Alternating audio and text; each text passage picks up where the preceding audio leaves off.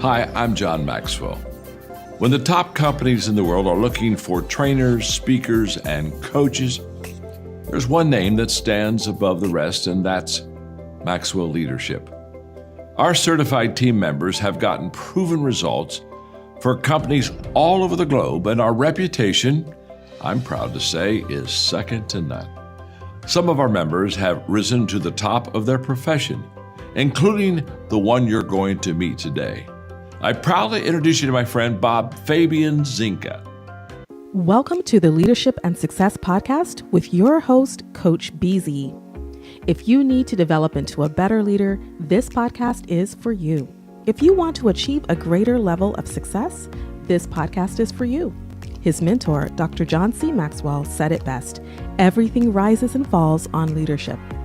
We hope to inspire you today and provide you with an insight that has the potential to positively impact the trajectory of your life. Welcome to the Leadership and Success Podcast.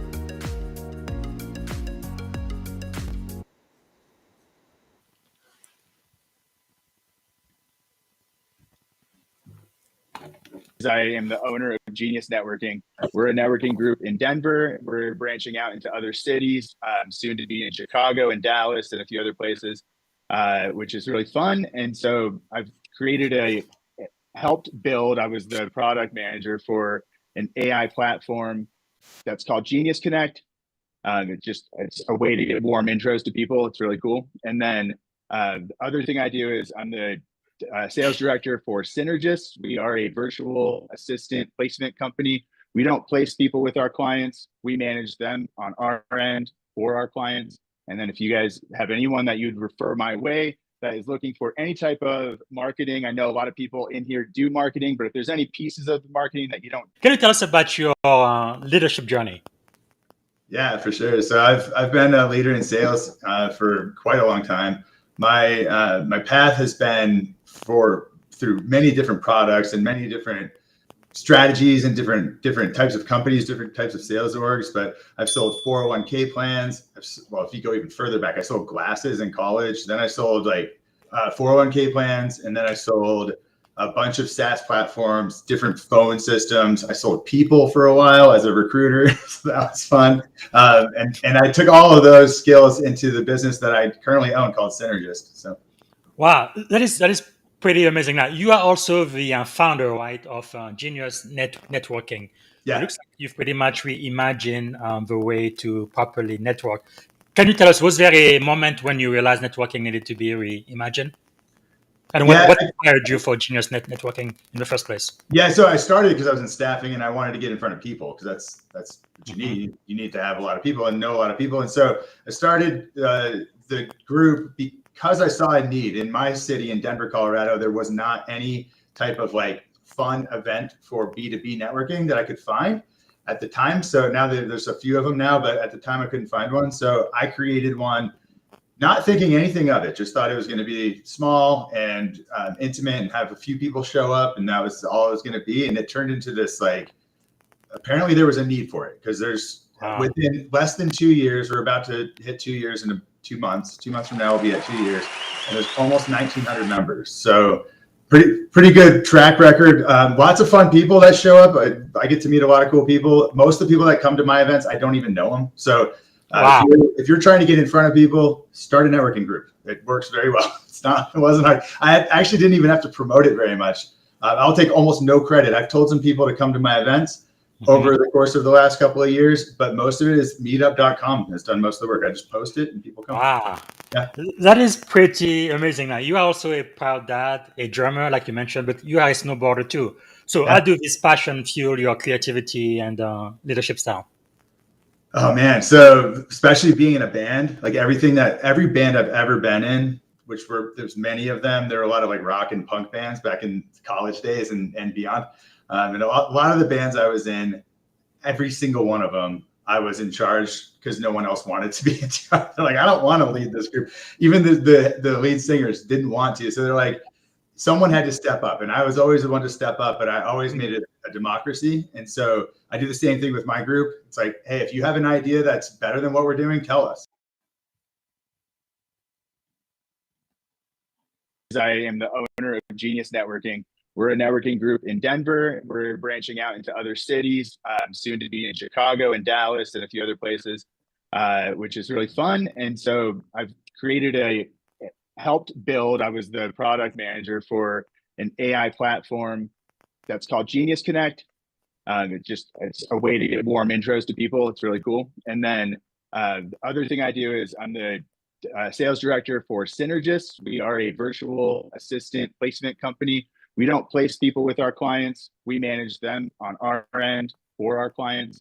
And then if you guys have anyone that you'd refer my way that is looking for any type of marketing, I know a lot of people in here do marketing, but if there's any pieces of the marketing that you don't touch and you want someone that you can refer those clients to that's going to treat your clients really well and pay you for it, let me know.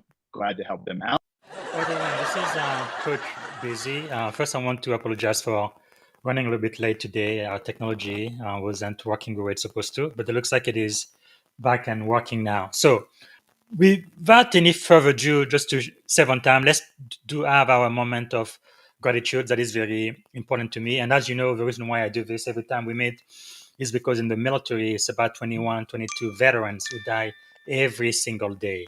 And in my opinion, right, you cannot be suicidal and be grateful at the very same time. So if you would just take a quick moment, we can do it in less than a minute. If you can just maybe close your eyes, put yourself in your happy place and take a deep breath and think about one thing you are grateful for today.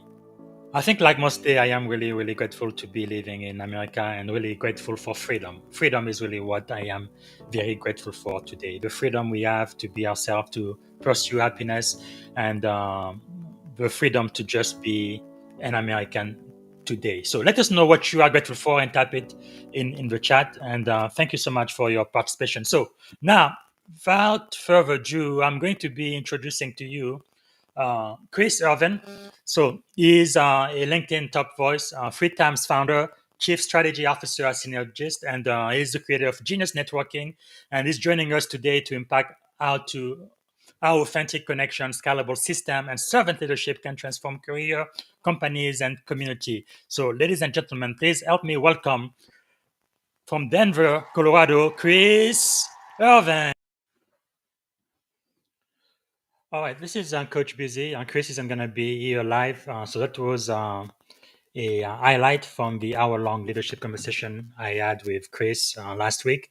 So today is going to be the 10-minute AI recap. So for those who are busy, I'm going to give you 10 minutes to do so.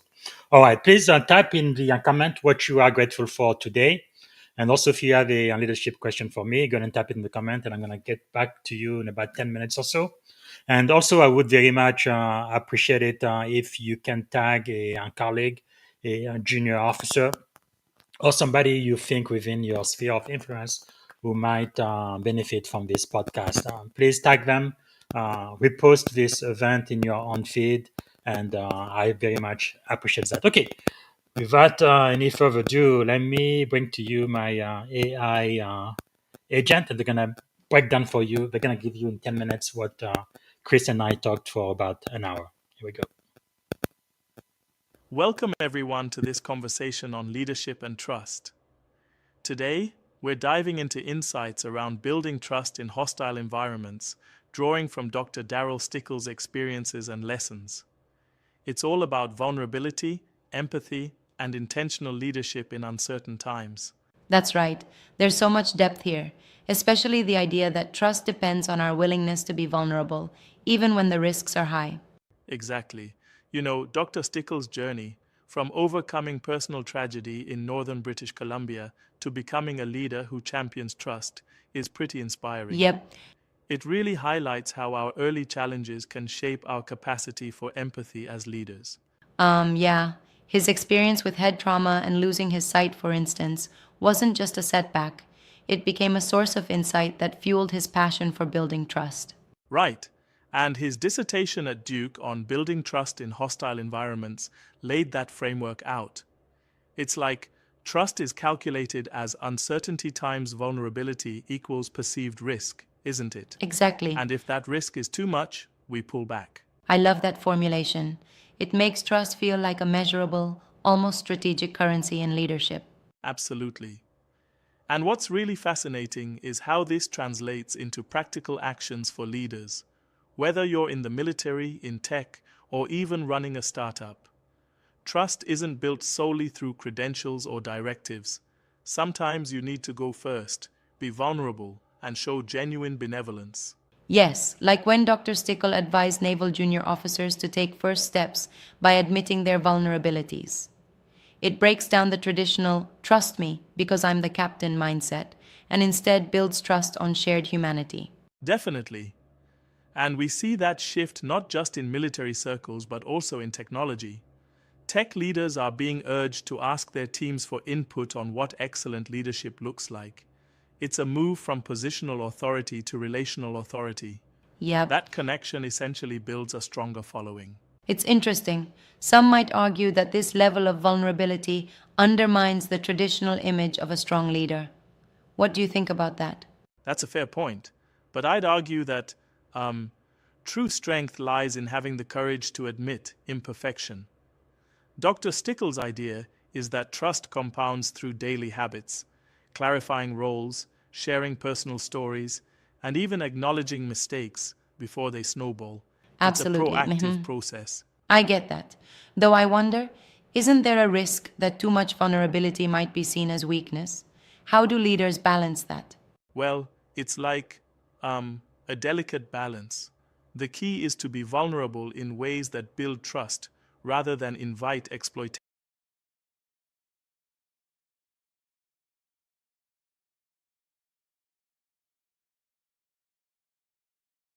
I feel like Sure. everyone has imposter syndrome at certain points in your career. Everyone feels it. And so Yes. you're going to step in a room where people are going to feel, you're going to feel like everyone has more power or they're maybe more skilled or something. It happens to everyone. But I think getting through those moments and just continuing on and knowing that you're not in the wrong room, it's okay. Like you're going to learn a lot by being in that room, right? So you mentioned imposter syndrome. That's something that comes up quite a bit. What are your suggestions or tips for fighting or handling imposter syndrome? Lean into it hard. Learn everything you can during that time. And if you come out as the guy that is an imposter at the end of it, at least you, or the woman, at least you learned as much as you could from it so that the next time you're in that room, it doesn't feel as bad. You're like, oh, I kind of get what's going on.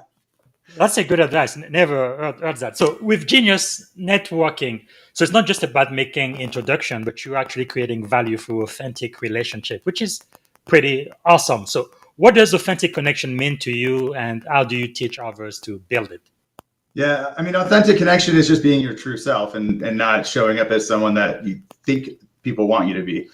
So to me, it's about your inner journey and figuring that out for yourself. And I feel like as we grow in our careers and in our lives and we have experiences, you get better and you understand things more. And I think it just kind of happens. So like, you know, you have the old grumpy man, that's like the old grumpy man. And then you have the old nice man. It's like their path is different, right? The old grumpy man's just like, I now know who I am. And this is it, right? And you have the nice old man, and he's awesome too, but he had a different path, right? So I feel like just being your true self, I feel like we learn who that is as we get older. And I'm only 44, but like at 44, I know myself far better than I could ever say I knew myself at 30 or especially at 20. I did not know who I was at 20. That's so true. Yeah. Now, looking at your experience, you've led through a whole bunch of turnaround, growth phases, and startups. What mindset shift you think help you stay resilient and optimistic through uncertainty? And so, how do you see AI, automation, and remote work kind of shaping the future of company like synergies like marketing, networking, and business growth? It's completely different. Yeah, AI is taken over. It does everything that. On marketing, for example, we used to have to figure out who an avatar was. Who is it that you need to sell to? AI can tell me in about 3 seconds, right? Wow. We used to have to create messaging that was going to hit a certain person. We have systems in place that can write messages for individual people now. So we're not writing messages for the greater group of roofing or plumbing or accountants or whatever the vertical that we're going after. We don't have to do that. Now we write messages that are specific for that individual person. So based on their first we start with firmographics and demographics. From there we build their psychographics, And from that, we can say, how does this person think? And then we write a message that's specific to that person's brain, so that the email campaign is run by AI individually to each person now. That is amazing. I mean, it's just amazing what emerging technology can It's do. crazy. It's almost as if Yeah, we're living in a dream or something. Wow. That's insane. And without AI, my company couldn't exist, because what we're doing right now is all based around AI. So we're able to help any vertical, any company, anyone to do anything they need with marketing or anything else. But the way that we are doing that is through AI, like all the tools we use. That is pretty. It was very difficult for me initially to just let go and let my people do the work I used to do so well. Because you think like I can do it better than you, faster than you, and you just want to keep doing it when you really should, like you say, start thinking on the business, but not in the business, and be more strategic, right? That's it's empowering, honestly, for the business leader. It's empowering because not only are you helping them grow and get better at what they do, and that makes you feel better about it, but also you can stop thinking about it. As soon as they figure out the process, if it's a repeatable process, as soon as they learn how to do it the way you want it done, you know it's going to continue that way. What we do with that at Synergist is we create SOPs. So every time we have a process and it's been solidified and this is working over here, an SOP is created behind that. That way, if that person that is your admin or whoever it is that's helping you, if that person quits, gets hit by a bus, like something happens, they're no longer around, somebody else can come in without a whole, we're not starting over with training, right? You have guidelines to go off of with your standardized operating procedures that you can now follow, and that's less training. There's still training involved. It's a new person into a process they've never done. So there's still some training, but it's way, way easier. Wow, that is quite powerful. I think it's something they really drive into us in the Navy for sure. Like one of my mentors also told me, right, one of the way he knows if you're a good leader is if you step away from the office for like a week or two, just go away, go on vacation or something, and if things keep working the way they're supposed to, you are a great leader. But if everything falls apart because you're not there, then you are a very, very bad leader. Sad. Well, maybe not. All right, so this is it. I see Aaron likes, thank you so much for being there. I just asked you if you wanted to come live for a couple of minutes and we can talk about leadership and trust if you wanted to. You do not have to. But I sent you a link to the green room. Aaron said that trust is being spread not just into the human realm, but also into the technology we are working with. And that is so true. So I think really what I got by talking with Chris is really a master, right, at marketing and networking. Again, he is a top LinkedIn voice, Blue Badge, which is pretty amazing. But I think it's really how to scale with us, right? When you've been in the startup world, like myself, it is really easy to be so busy and working on so many things that it's chaos all over the place. But really, when you can focus on sales and marketing and actually scale without chaos, that is really, really big. And Chris revealed to us build systems that help teams win without burning out. So that's very important. I think it's true in the military. It's true in tech and whatever industry you are in. So he also talked about the power of networking, right? Genius networking playbook for creating connections that save time and spark growth. And I think the network is your net worth. One of my mentors used to say that all the time, and that's why you should use social media platform like LinkedIn to be able to network with people you may not know and who might be able to add value to you, and you add value back to them. And he also talked about the human side of strategy, right? Why treating your team like gold creates the culture that drives results. And I think it really makes a big difference how you motivate your team, how you inspire them, and how you really prioritize the people, not just the work, but the people. Right. In the Navy, I've learned mission first, but people always, because you're going to be unable to accomplish your mission, which is why you are on the payroll. That's the job you were hired to do. But you really, really need to be able to motivate your people. Okay, I believe I have a surprise guest for you right here and right now. Aaron, how are you doing, my friend? Thank you so much for being here. Yeah, How are you? likewise. I'm doing well. How are you doing, Bob? Fantastic. Thank you so much for watching. From time to time, I always like to interact with the audience. When I started 4 years ago, I think I was the one and only person talking to myself for the first podcast. The second one, I believe, my wife was the only other person listening in. So I'm really glad you are here. You are a great leader. I'm not going to take much of your time, but uh, I don't know if you had a chance to actually watch the entire episode with Chris, but based on everything I have shown today, what are your thoughts on leadership, trust, networking, and connection? Sure, sure. Okay, so as far as leadership goes, yeah, it's a vital aspect of business, and then trust is inherent within how you lead, in my opinion. If you lead with a passion, a desire to change, to bring the world into a better place, for the most part, you can trust those that come. You always have to watch your back. It's inherent in human nature to Yes. always do what's best for yourself. But Mhm. for the most part, if you're capable of inspiring those that you're leading, that's where I find that trust is most beneficial. And go ahead. No, that is so true. You said inspire those you lead. One of my primary mentors tells me is that leadership really at its essence is nothing but influence, right? You have to be able to influence people. Sometimes even Absolutely. people who may not report directly to you. Like in the Correct. military, we have chain of command, and no, if you know who your boss is, who the CEO is. And I was very fortunate in my career. I had the chance of becoming a commanding officer in the Navy.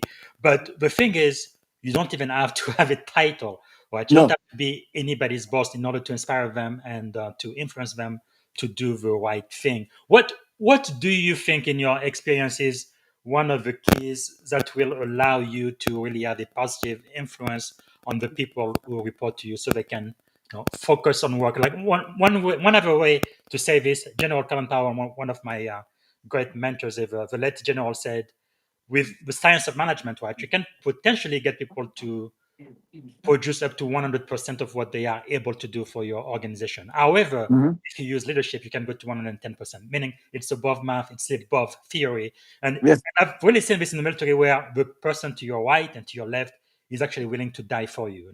I don't know No. where you Well, work, but in when I work, some cases that is vital. So yes. yeah, I mean, and actually, yeah. So the way that I do it and the way I'm needing to do it is I'm offering the capability to change the world.